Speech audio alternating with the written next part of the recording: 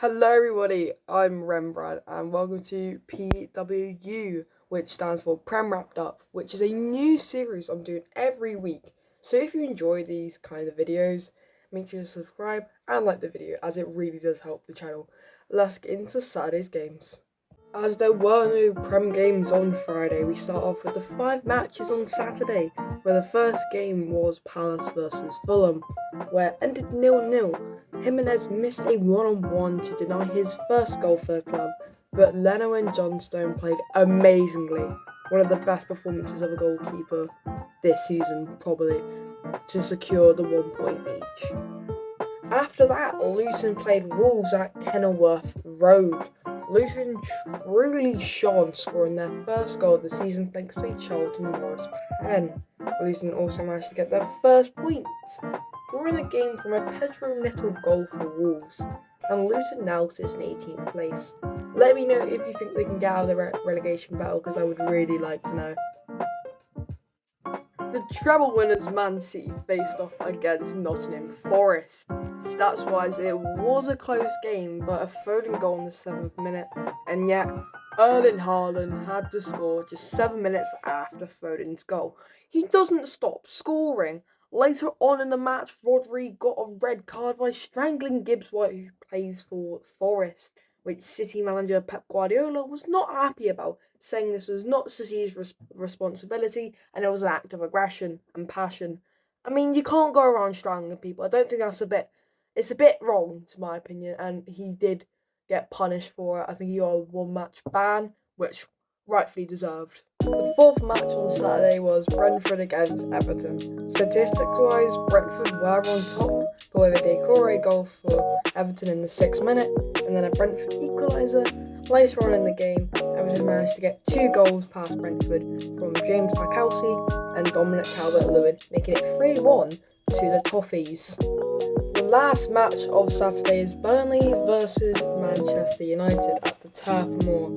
Johnny Evans scored, but was disallowed, and Burnley had a 62% possession, whereas Man United only had 38%. Later on in the game, Bruno Fernandes scored an absolute amazing volley to make it 1-0 to Man United. The North London derby took place, where it was not Romero's day given a pen and an own goal, but James Maddison and Son with a perfect link-up making the score 2-2. I believe Spurs dominated Arsenal, got lucky.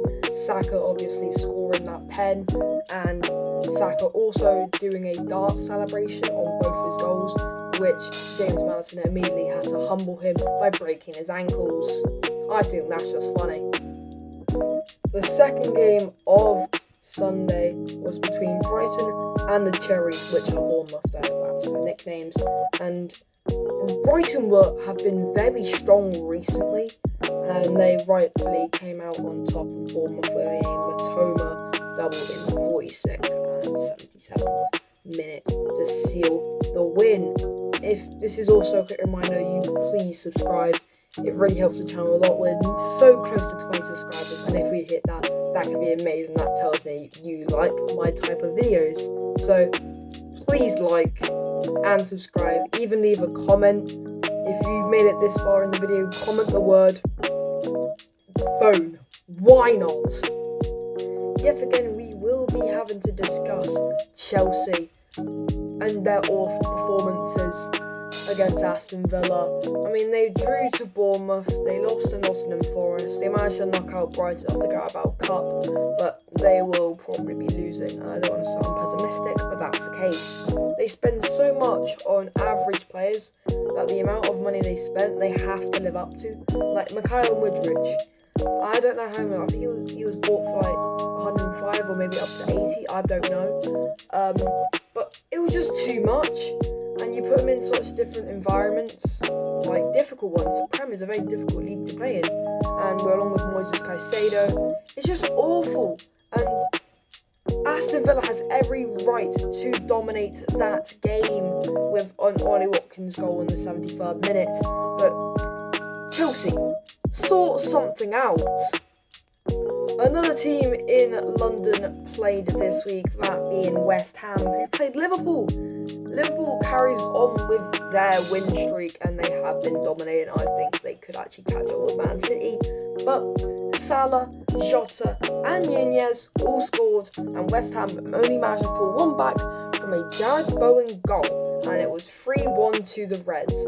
I would say West Ham has a lot of potential to do good this season, but I mean, it happened with my league predictions video. Like, they won't get high. They won't get like Champions League or Europa League. They can probably scrape down conference, but I genuinely think Liverpool can get Champions League with their recent performances this season. Sheffield, otherwise known as the Blade, played Newcastle at home, and nobody expected the score to be 8-0 and at tie to the Tsunami. Newcastle played amazingly. Eddie Howe knew what he was doing, but honestly, I think Sheffield could have done a way better job. Even I think some people in the crowd wasn't even reading a book, and Newcastle even set a record, being the second biggest win in Premier League history. That's impressive, and it was all individual goal scorers. That's just talented. Like, Newcastle, they've been doing quite well. Currently, they've managed to pick up the pace after suffering some most recent losses to Liverpool and Man City and Brighton. But now they're starting to pick up the pace, and if they carry on like this, I just might think they can get Champions League again. Now on to top goal scorers. This is a segment of the show and I'll tell you the top 10 scorers. So let's get started. In 10th, it's Toa Awani, who plays for Forest, who has 3 goals and 2 assists. Sorry if I butchered that, but now on to 9th, which is Mitoma for Brighton, with 3 goals as well as 3 assists for the Seagulls. Liverpool's Mohamed Salah is in 8th with 3 goals and 4 assists, which is the most assists of the list. In 7th, 6th, 5th and 4th are Moembo for Brentford, Edouard for Palace, Callum Wilson for the Magpies and Evan Ferguson from the Seagulls, all with 4 goals and no assists. On to the top 3, and West Ham's wonder kid Jared Bowen is in 3rd with 4 goals and 1 assist. Second place is Next and Spurs' new captain Heung-min Son, who has scored 5 goals with 0 assists. I think everybody knows who's first. The beast that is Erling Haaland for Manchester City with a whopping 8 goals and 1 assist in 6 matches. That is really impressive. I'm not even joking. That is actually very impressive, and I think he might get goal scorer again.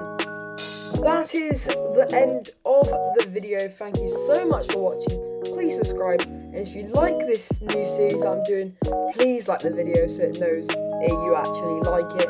Until next time, goodbye.